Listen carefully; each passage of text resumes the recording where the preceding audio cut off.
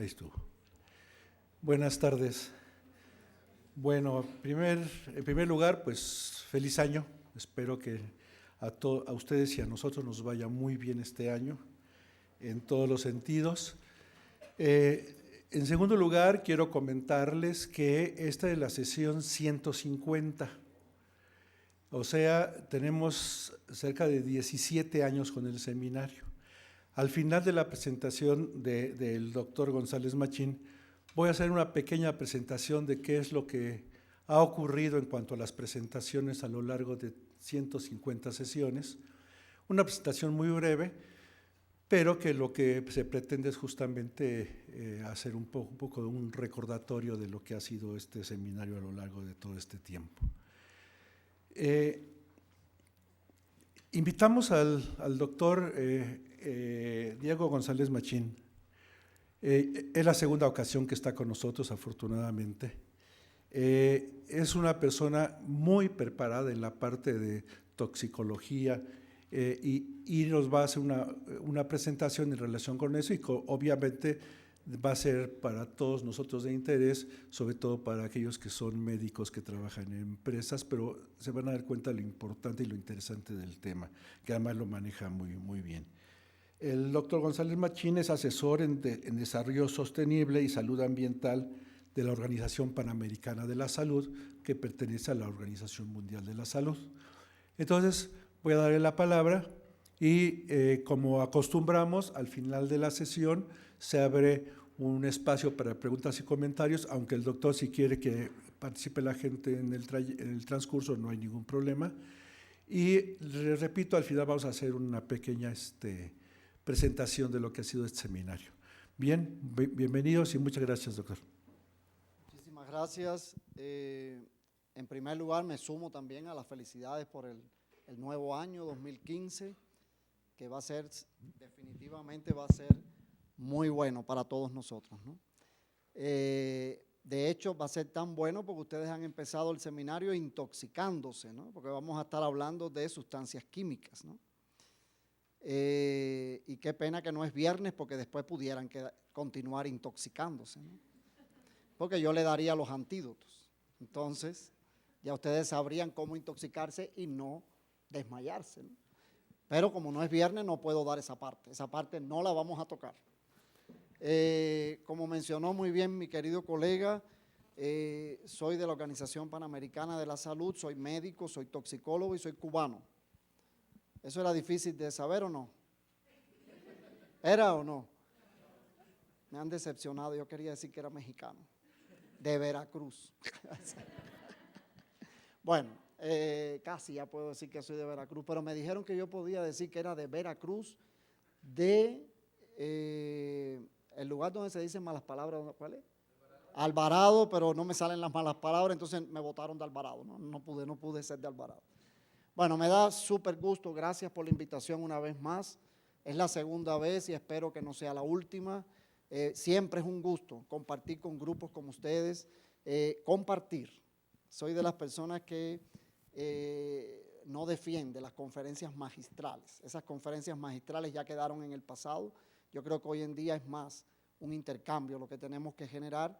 Soy muy defensor de las redes y yo los voy a dejar a ustedes inclusive con herramientas con las cuales ustedes después puedan continuar comunicándose con otras gentes, ¿no? Otra gente que estén dentro de esta área en la cual ustedes están trabajando. De una manera súper rápida para ocupar solo 3 minutos. A mí me gustaría saber quiénes son ustedes, pero así como voy a decir yo. Soy Diego y soy médico, pronto.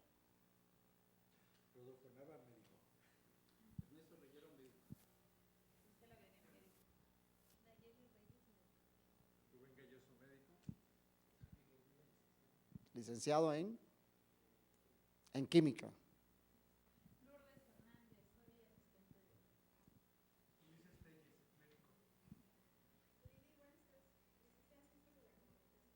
Muy bien.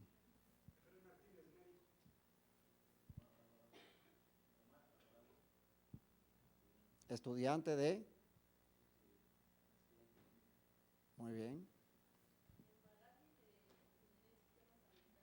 Muy bien.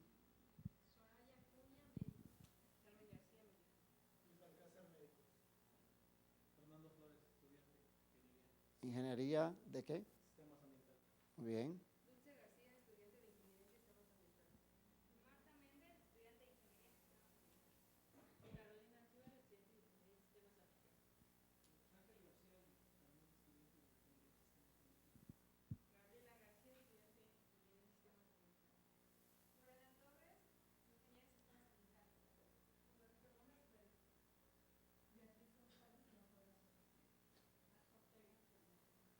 Muy bien.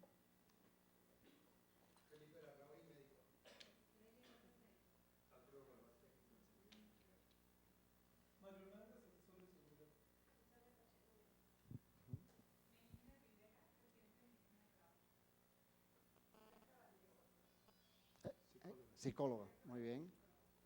Muy bien, ¿usted?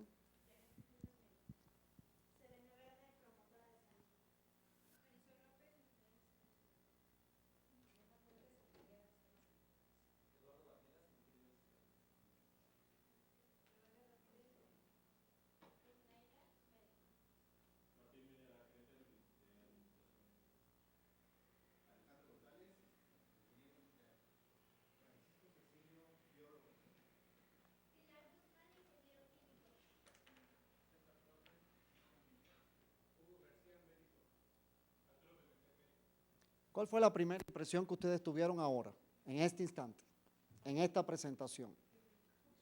Tenemos un grupo multidisciplinario. Justo es el grupo que hace falta para atender este tema que vamos a ver hoy.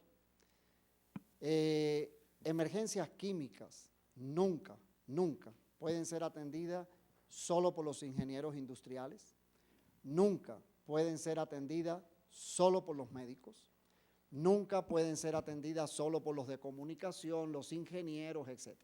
Aquí es necesario grupos multidisciplinarios como este que está aquí. Todas las especialidades que ustedes han mencionado, todas tienen una relación con emergencias químicas. Todos ustedes pueden estar involucrados en una emergencia química. Todos ustedes pueden ser parte de la respuesta a una emergencia química, pero sobre todo, todos ustedes pueden ser parte de lo que deberíamos hacer, que no es esperar la emergencia para responder, sino prepararnos para que no ocurra. Y si ocurre, que minimicemos sus consecuencias.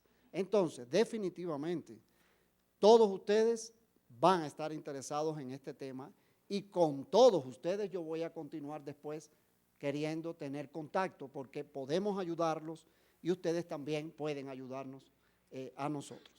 Entonces, hecho esto, llegaron algunos más que me gustaría solo que me digan nombre y qué son, médicos, ingenieros o qué. Por atrás. Muy bien. Muy bien. ¿Alguien más que llegó? ¿No? ¿No? ¿Usted se presentó también?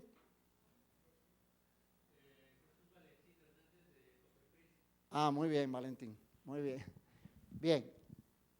Vimos esto y ahora a mí me gustaría que ustedes vean esto que voy a presentar ahora.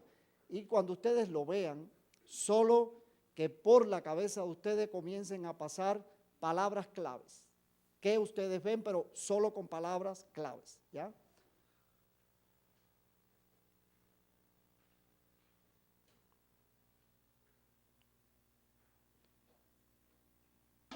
¿Cómo abro esto?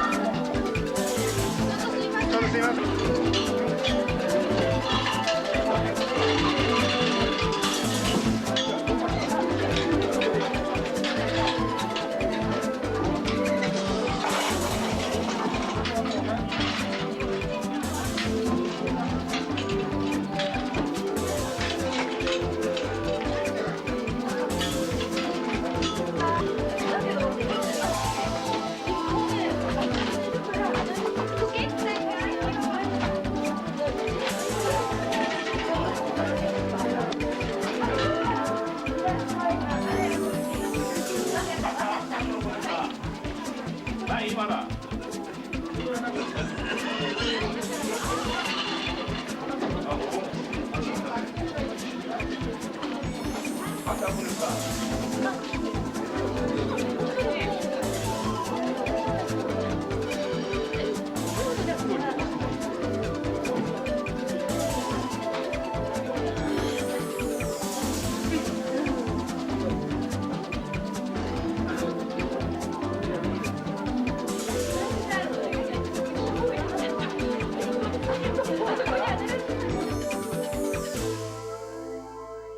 Muy bien.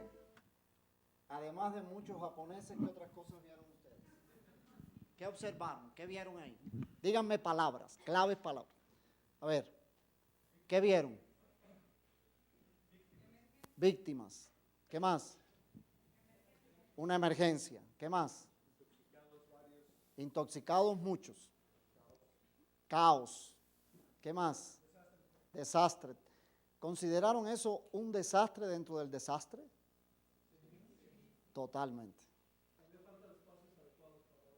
Falta de espacios adecuados para dar atención. ¿Qué más vieron? Totalmente superado el sistema. ¿Qué más? Desorganización. Muy bien. Miren ustedes, no hubo coordinación ninguna. ¿Qué más? ¿Ustedes vieron a alguien dando indicaciones ahora que él menciona eso? Nadie. Hay algo bien llamativo también. ¿Qué más? Hay una palabrita ahí que les va a faltar, que les está faltando. Todas son adecuadas, todas las que acaban de decir. Hay una que era muy visible. Era muy visible que no la vieran. No había triage. Él agregó una más, otra más. ¿Qué más? ¿Qué más no había? Equipos de, él menciona equipos de seguridad, podemos decir un poco equipos de protección personal, descontaminación de víctimas. ¿Vieron? No. Muy bien. ¿Eso fue un hecho real o no? Sí fue. Y fue en Japón y fue lo del metro de Tokio, que después lo vamos a hablar un poquito más. ¿Pudiera ocurrir aquí? Sí pudiera. Y si llegara esa cantidad de víctimas a uno de nuestros hospitales, estoy casi seguro que algo parecido mostraríamos y otros dirían, ¡qué caos! No había descontaminación, no había equipos, no había dirección, no había, porque esto es una cosa que se repite y no debería repetirse, porque deberíamos hacer esto que estamos haciendo nosotros, que es prepararnos para responder adecuadamente a una emergencia.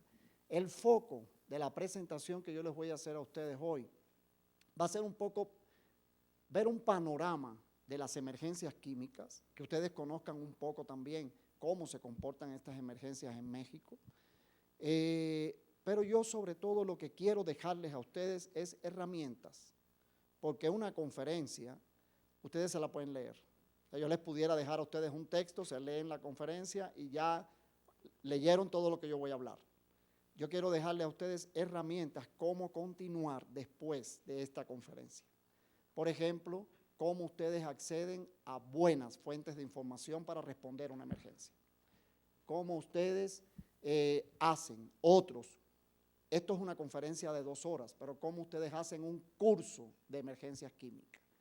¿Cómo lo pueden hacer? Ese tipo de herramientas para mí va a ser lo más interesante de la presentación y sobre todo el intercambio que nosotros podamos tener. Entonces, yo no sé si tenemos no hay un control remoto, no, para pasar las diapositivas. No. Bueno, entonces. ¿Las puede pasar directamente de la computadora? Sí, sí, sí. Todavía después vamos a ver otros videitos por ahí, ¿no? Este material que yo voy a presentar a ustedes, todo lo estoy dejando aquí. Se lo pueden grabar sin ningún problema o no sé cómo se lo pueden hacer, que ellos lo tengan, ¿no? Pero todo lo pueden tener la conferencia y pueden tener los videos que voy a presentar también, porque son ilustrativos si ustedes algún día multiplican este conocimiento, ¿no? Entonces el tema que vamos a estar, el foco es para que ustedes lo lleven al trabajo de cómo prepararse para las emergencias químicas en las empresas, pero ustedes van a ver que lleva un foco general de las emergencias químicas, ¿no? Porque se repiten mucho los escenarios, ¿no? Entonces, ¿qué vamos a estar viendo? Vamos a ver algunas definiciones, vamos a ver cuáles son las particularidades de las emergencias químicas que las distinguen de otros tipos de emergencias y de otros tipos de desastres. Vamos a estar revisando algunos ejemplos de emergencias químicas y su frecuencia en México. Vamos a ver ejemplos de emergencias químicas no solo de México, sino a nivel internacional, emergencias que no podemos olvidar, ¿no? Vamos a ver cuáles son las acciones que nosotros debemos desarrollar, tanto de prevención, de preparación, como de respuesta a una emergencia. Y vamos a estar viendo también herramientas de información y de autoaprendizaje que están disponibles hoy en día para que ustedes la usen en internet y que son libres. Yo nunca les presentaría a ustedes nada que les cueste. No difundo ninguna base de datos que cueste dinero. O sea, solo las que están disponibles en internet, pero de ellas las mejores, ¿no? Y también van a ver que les voy a enseñar a ustedes un curso que hemos desarrollado nosotros, que es de autoaprendizaje, que ustedes pueden hacer con su tiempo, sin que le pidamos tarjeta de crédito, porque eso es frecuente, que ustedes entran, se embullan, leyeron el tema, wow, este curso está muy bueno, número de tarjeta, Mastercard, American Express, no, aquí no, es gratis y ustedes lo pueden hacer del pi al pa, y cuando lo terminan aprueban su examen electrónico, imprimen un certificado firmado por mí, ¿ya? Entonces, y ese curso, ahora voy a aprovechar que estoy en el recinto universitario, es un curso que si ustedes lo negocian bien con la universidad pudiera solicitárnoslo y le damos crédito académicos. Nosotros no podemos, pero ustedes sí. O sea, la universidad sí puede darle créditos académicos, pero eso es una cosa que tendríamos que negociar. Por ejemplo, logramos en Veracruz que la Secretaría de Salud, el área de capacitación de la Secretaría de Salud, en coordinación con la Universidad Veracruzana, todo alumno que le presente en PDF el certificado de que aprobó el curso, ellos le devuelven un certificado firmado por la Secretaría de Salud y la OPS con créditos académicos. Entonces, yo creo que eso para ustedes sería súper bueno, porque eso es para currículum, ¿no? Entonces, eso es algo a negociar. Que el negocio no lleva nada, es solo necesitamos esto y yo digo sí, adelante y vamos, ahí ya está el negocio hecho, ¿no? Muy bien, y lo otro, como yo sabía que iba a tener comunicadores, iban a salir insatisfechos si no se les hablaba de algo de comunicación, vamos a mencionar también al final algo de comunicación de riesgo y también un curso de autoaprendizaje en comunicación de riesgo, ¿no? Muy bien. Primera cosa, cuando estamos hablando de sustancias químicas, el riesgo de que nosotros nos podamos exponer y de que podamos contaminarnos siempre está presente. Siempre está presente. Está presente desde que las sustancias se están fabricando, que están en producción, hasta que salen al mercado, que son usadas, que son almacenadas, que son transportadas o que las colocamos en el medio ambiente, o sea, las disponemos. En todo ese ciclo de vida, que es lo que se llama así, ciclo de vida de la sustancia, el riesgo, que si lo traducimos en definición sería la probabilidad de que se produzca un daño, siempre existe. Y yo les hago una pregunta a ustedes. Cuando ustedes leen en una sustancia química X, sustancia inocua, ¿ustedes creen? ¿Sí o no? No. Alguien levanta la mano el que crea que sí. Y entraría en bronca con todo este auditorio. Porque no existe sustancia inocua, no existe. Si ustedes oyen la palabra sustancia atóxica, no existe. Todo depende de la dosis. Y eso no es una cosa que está diciendo Diego González hoy. Eso es más viejo que lo viejo, ¿no? Eso lo dijo Paracelsus muchos años atrás, que dijo, Solo la dosis hace al veneno. Y eso llévenlo al amor también. El amor en sobredosis es tóxico. Todo en su medida, todo en su medida, ¿ya? ¿Qué cosa es una emergencia química? Una emergencia química, por definición, es esto. Es una liberación, un evento o una circunstancia que genere la liberación no controlada o la emisión no controlada de una sustancia peligrosa. Sustancia peligrosa tanto para la salud humana como para el ambiente y que también genera daños a nivel de las propiedades, ¿no? Entonces, todo evento que ocurra que genere una emisión de una sustancia química es una emergencia química que puede tener impacto en la salud o puede tener impacto también en el ambiente. ¿Cómo pueden aparecer estas emergencias? Generalmente nosotros pensamos, cuando pensamos en una emergencia química, pensamos en un camión que va llevando una sustancia química y se vuelca y empieza la liberación de la sustancia química. Y no necesariamente es así. O sea, una emergencia química puede ser el resultado de un desastre natural, sea un terremoto, y aquí tenemos muchos temblores, sea una tormenta, y eso es muy típico también de regiones aquí en México, del Caribe, etcétera, o cuando ocurre un volcán que también genera un movimiento de la tierra y ahí puede haber liberación de sustancia química de almacenes, por ejemplo, si tienen almacenes de plaguicidas, almacenes dentro de las instalaciones industriales de las empresas, eso puede generar una emergencia química. Y solo para que lo tengan como un ejemplo, esta fue una emergencia que ocurrió en Venezuela. Y miren ustedes, esas cosas pequeñitas que ustedes ven ahí, cuadraditos, eran containers de sustancias químicas. Pero vean ustedes todas las sustancias que habían ahí. Había acetona, había ácido sulfúrico, permanganato de potasio, ácido clorhídrico, mercurio, toda una cantidad de sustancias químicas que en una gran tormenta que hubo en Caracas, en ese puerto, específicamente, de La Guaira, se hizo toda una mezcla. Eso fue una de las emergencias más grandes que hemos tenido en América Latina, ¿no? Y fue originada por un desastre natural. Pero no es lo más frecuente.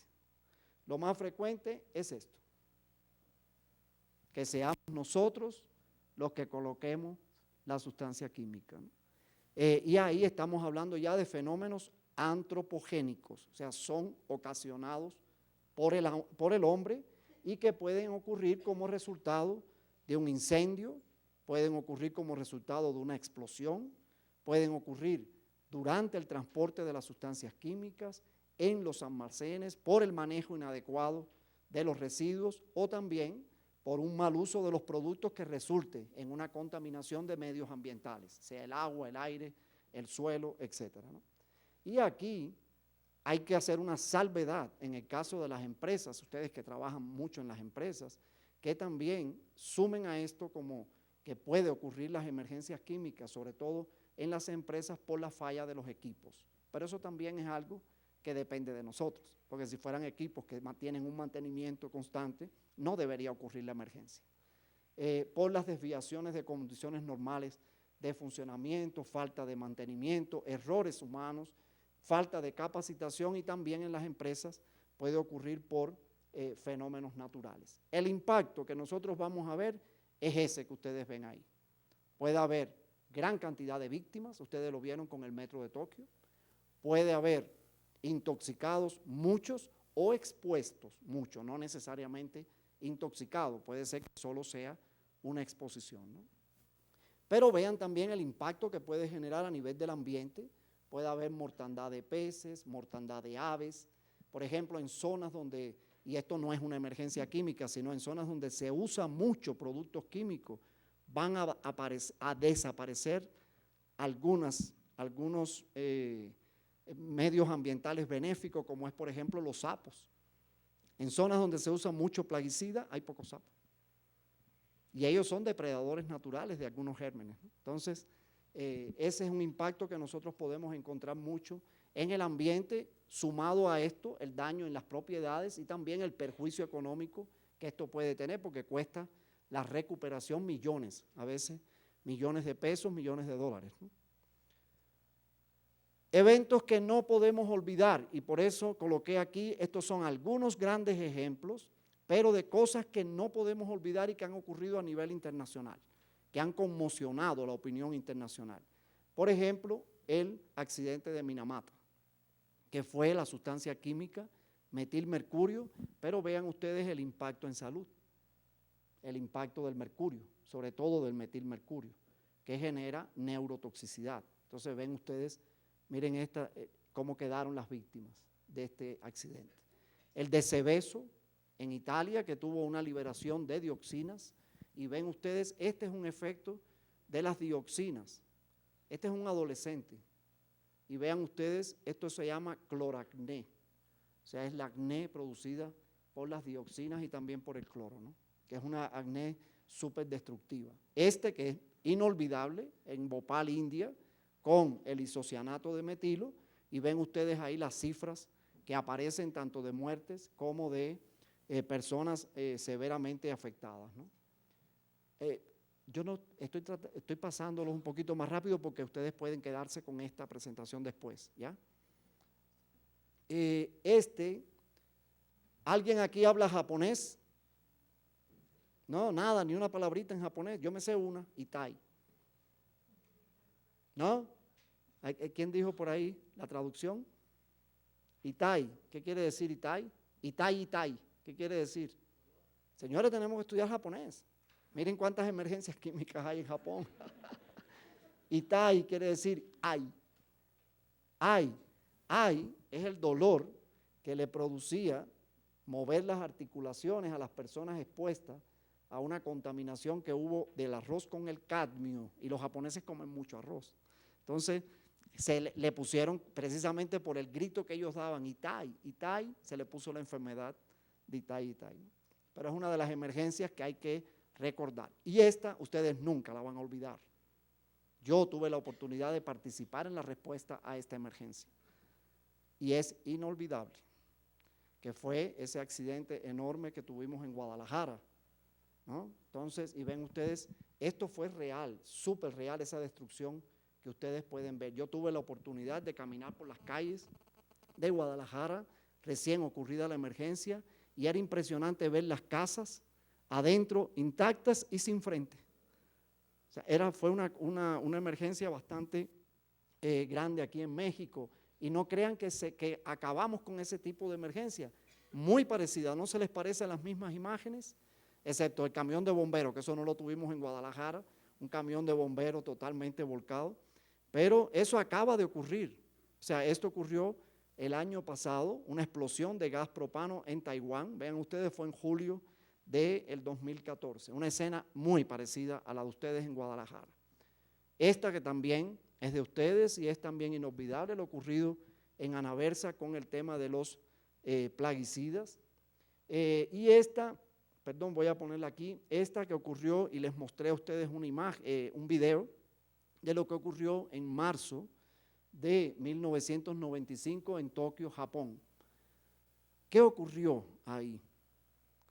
Sarín es un producto neuroparalizante. Si ustedes quieren recordar un intoxicado por sarín, yo se los voy a hacer, les voy a poner un similar de un intoxicado que es cotidiano, el intoxicado por órgano fosforado. ¿Han visto alguno de ustedes un intoxicado por órgano fosforado? Levante la mano a alguien que haya visto ese intoxicado. El intoxicado por órgano fosforado lo pueden recordar fácilmente ustedes. Piensen en todos los orificios que ustedes tienen. ¿Ya pensaron? Saquen líquido por todos los orificios. Por todos, excepto por acá no. Pero por todos los demás orificios ustedes pueden... El intoxicado por órgano fosforado, que es igual que el intoxicado por sarín, es una persona que podemos definirla como encharcada. Tiene exceso de líquidos por todos los orificios. Y a eso agréguenle miosis, es la pupila contraída, fasciculaciones musculares para los que no son médicos, cuando el músculo comienza a fibrilar así, y convulsiones. Ese es el intoxicado este. En el metro de Tokio a mí me gustaría que ustedes observen los lesionados que hubo y miren algo que yo les coloco a ustedes aquí. Eso no les llama la atención a ustedes. 10% de socorristas afectados. Eso fue producto de lo que ustedes dijeron, las palabras claves que ustedes dijeron. Y ahora ustedes se pueden preguntar, ¿y cómo esa gente se intoxicó?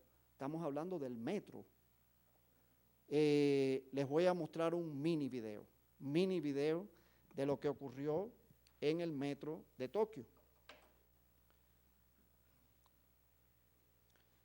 Solamente para que ustedes vean cómo los ataques terroristas son algo que no podemos dejar de tener presentes. Pueden ocurrir, no son frecuentes, sin embargo, hay algo que los caracteriza. Solo faltan unos minutos para que se produzca el atentado.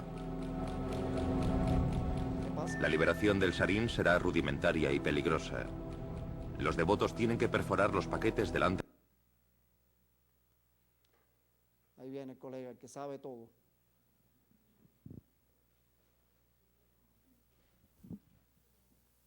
Y después me dices cómo me vuelvo a pasar a mi presentación.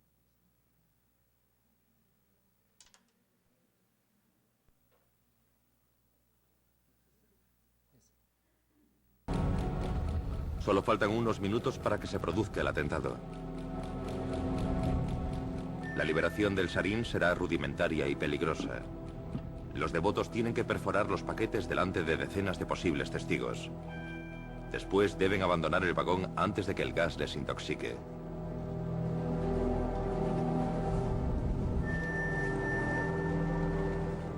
Yashu Hayashi, como los otros terroristas, ha renunciado a su vida anterior para hacerse sacerdote Es miembro del círculo reducido de los 100 o 200 miembros que conocen los planes secretos de Asahara. La misión no le plantea ningún problema. Lo único que tiene que hacer es seguir las enseñanzas del gurú. 8 en punto.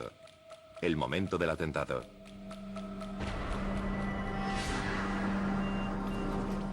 A pesar de sus dudas, Kenichi Hirose se arma de valor y finalmente decide soltar su sarín. Debido al pánico, actúa con torpeza.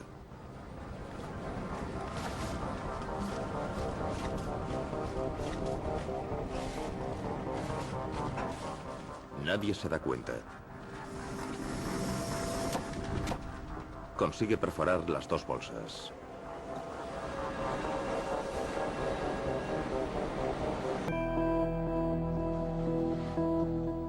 Kenichi Hirose, debido a su torpeza, se ha contaminado con el sarín. Ya empieza a sentir los síntomas. Decide usar el antídoto.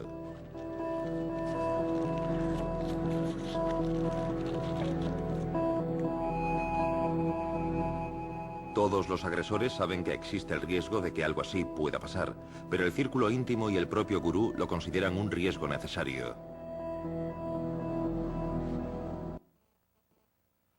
¿Qué observaron? ¿Qué vieron ustedes? Primero, ¿fue difícil hacer la emanación del gas de sarín? No, método súper sencillo. Vieron ustedes, eran unas bolsas líquidas que cuando ese gas el líquido entra en contacto con el medio ambiente, se evapora y genera el gas. Pero ellos lo único que hicieron fue con un paraguas. Señores, no hay que tener terror, al metro se puede subir, no hay problemas aquí en el metro. ¿Eh? Esto es no abran los ojos de esa manera y ahora no se asusten cada vez que vean a alguien con una mochila, ¿no? También eso es, porque es muy frecuente eso. ¿Eh? Esto ocurrió en Japón, no tiene por qué ocurrir en México, pero hay que tenerlo en cuenta, ¿no? Es solo tenerlo en cuenta y estar preparados, ¿no? Por ejemplo, yo recuerdo recientemente ustedes tuvieron los Juegos Centroamericanos y se prepararon para eso, ¿no? Para actos terroristas y cosas de estas, que esto siempre hay que prepararse, ¿no? Pero también pudieron ustedes observar algo, él mismo se atendió, ¿ustedes vieron? ¿No? Se inyectó él mismo, eso existe también. Esos son unos autoinyectores, porque los que son médicos saben que cuando tienen un intoxicado con órganos fosforados, ustedes ¿qué es lo que van a usar? Atropina y oximas. Ellos ya van preparados, ya ellos llevan las jeringas cargadas con la oxima, inclusive con la atropina, para por lo menos hasta donde lleguen que los puedan atender. ¿Qué sucede con todos los que llegaron al hospital? No tenían nada de eso, ya ellos llegaron directo y llegaron al hospital, ¿no? Entonces, pero aquí lo que yo le decía a ustedes que nos llama la atención es esto, 10% de socorristas afectados. Y eso tiene un mensaje, nos falta preparación. Tenemos que prepararnos para este tipo de emergencias. Son episodios que son dramáticos, que son abruptos, que van a generar muchas víctimas y nosotros tenemos que prepararnos porque va a generarse gran cantidad de víctimas y hay también contaminación secundaria del personal de salud, que fue lo que ocurrió. Si el doctor se intoxica y yo lo voy a atender y el tóxico tiene capacidad de generar contaminación secundaria en las maniobras que yo le voy a hacer, yo me voy a contaminar. Y eso no hay que esperar a una emergencia química para que ocurra. A ustedes les llega una emergencia de un hospital, a los que son médicos, un intoxicado con fosfina, que es fosfuro de aluminio, fosfuro de zinc, él va a liberar un gas que tiene un olor a pescado podrido, ¿no? Ese gas genera contaminación secundaria y es por eso que la atención de ese tipo de pacientes uno lo hace en un área aislada y protegidos. Y estoy hablando de un intoxicado aislado. Ahora imagínense ustedes que lleguen gran cantidad de víctimas. Y si eso lo llevamos, hay algo que complica más la situación. Número uno, la falta de preparación. Nosotros hablamos de nuestra falta de preparación, que ustedes vieron socorristas afectados, pero hay que sumar dos más. Una comunidad no informada y a nivel de las empresas, trabajadores no informados. Ustedes sabrán, ustedes trabajan muchos en las empresas que manipulan sustancias químicas, el trabajador debería saber, al menos debería saber a qué él se expone.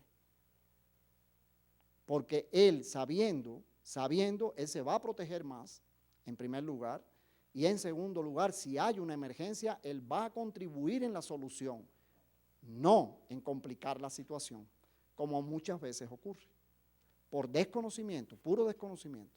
Entonces, hay algo que se llama, y que me gusta plantearlo siempre, el derecho a saber. Nosotros tenemos como trabajadores el derecho a saber a qué nos exponemos, para poder contribuir en que yo no me contamine.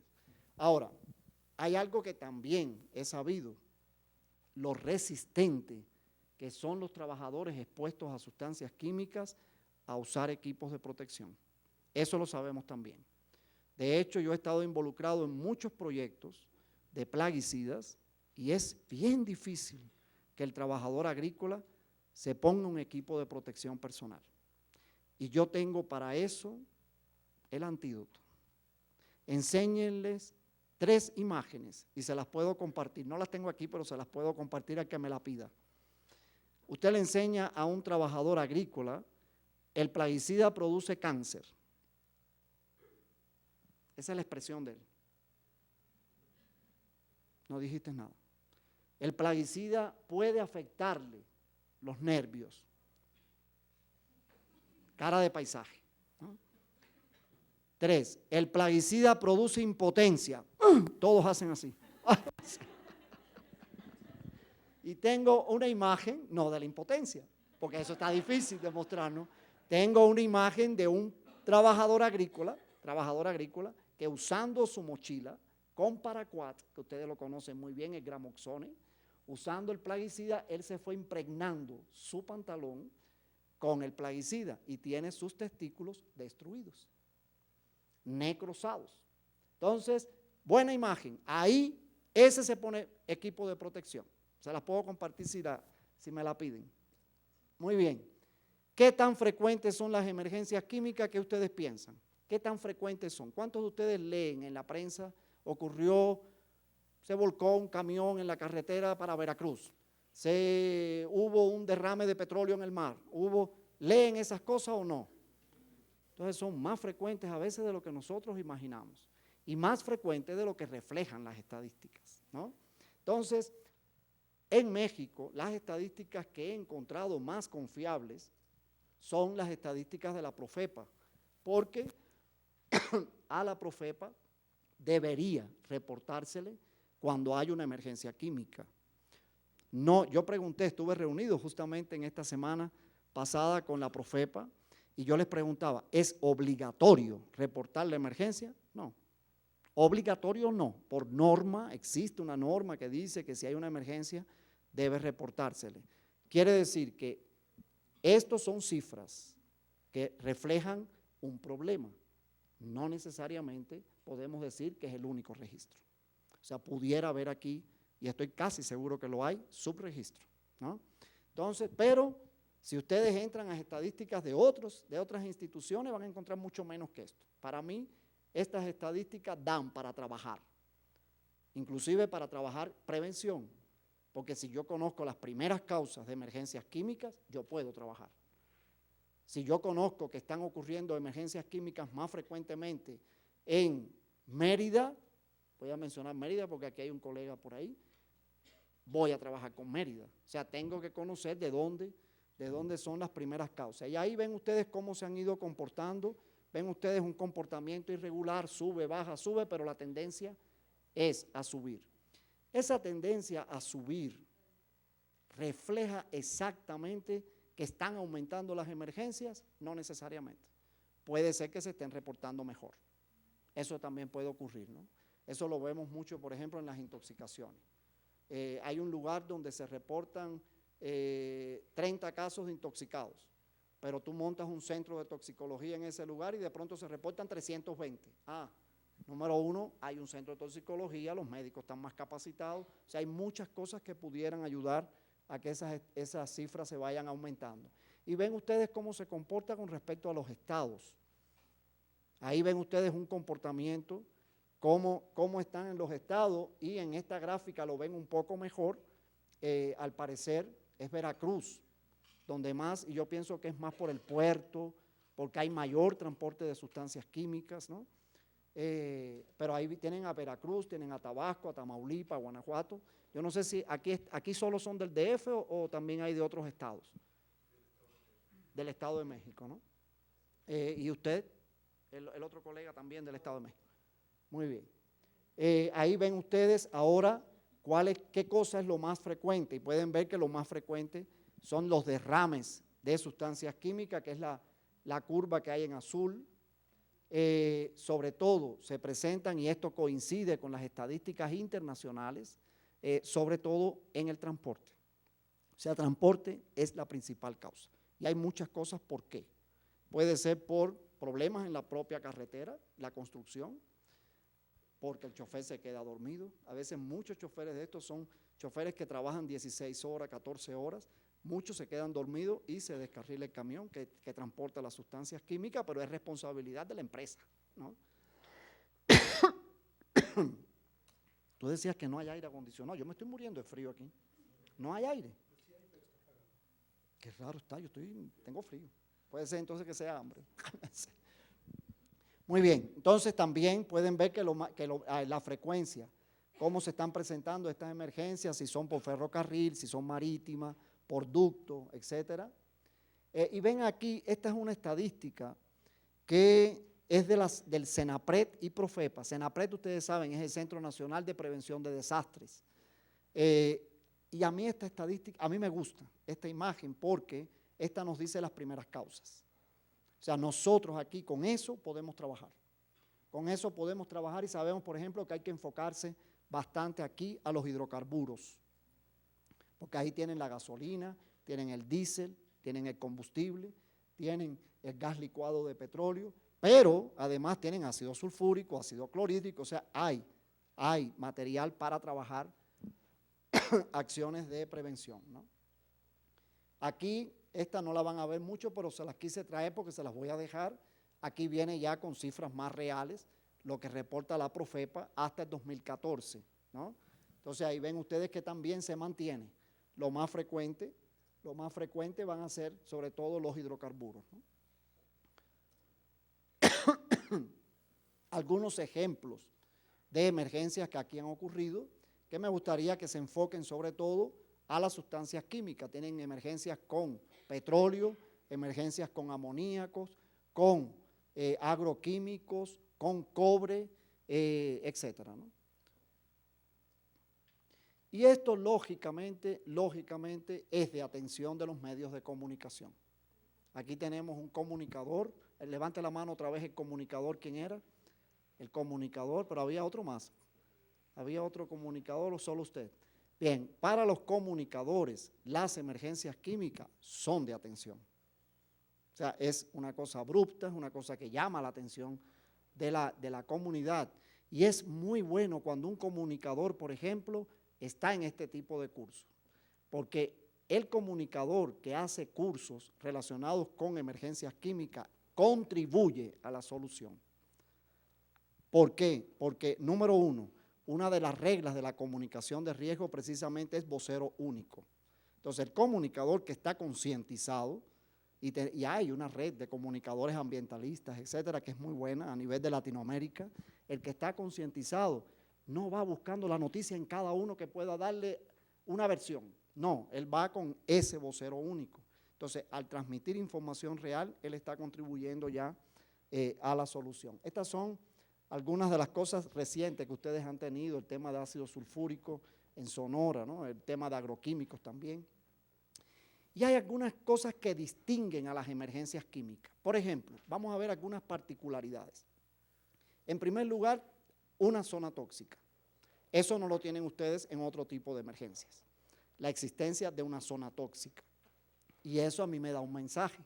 Si hay una zona tóxica, yo necesito para trabajar equipos de protección personal.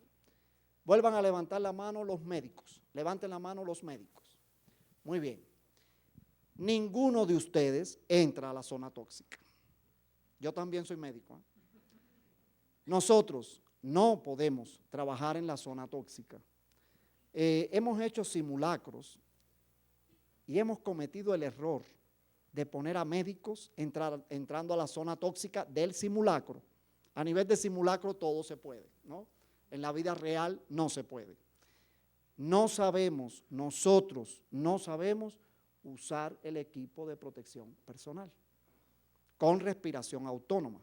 No sabemos. Entonces, yo les puedo contar anécdotas, muchas, de los errores que cometimos hace muchos años atrás cuando hacíamos simulacros, así con un grupo multidisciplinario como ustedes, y hacíamos cambio de roles. Cambio de roles es que el médico sepa lo que hace un bombero, que el bombero sepa lo que hace un médico, que un médico sepa lo que hace un comunicador, o sea, lo que hace un tomador de decisión, todo eso. Las experiencias con los médicos fueron catastróficas. Equipos de protección personal, nos ahogamos adentro del equipo de protección porque no sabemos respirar con el equipo. No sabemos hablar dentro del equipo. A los médicos nunca se les entendía nada. Y tuvimos hasta inclusive médicos que se desmayaron. Dentro de la zona tóxica, les puedo contar a ustedes una emergencia, un simulacro que hicimos en Brasil, en Sao Paulo, en CETESBI, pero era un simulacro internacional, había de todos los países. Y hubo una doctora argentina que no hubo forma de decirle, no entras a la zona tóxica, yo quiero entrar. Bueno, entra.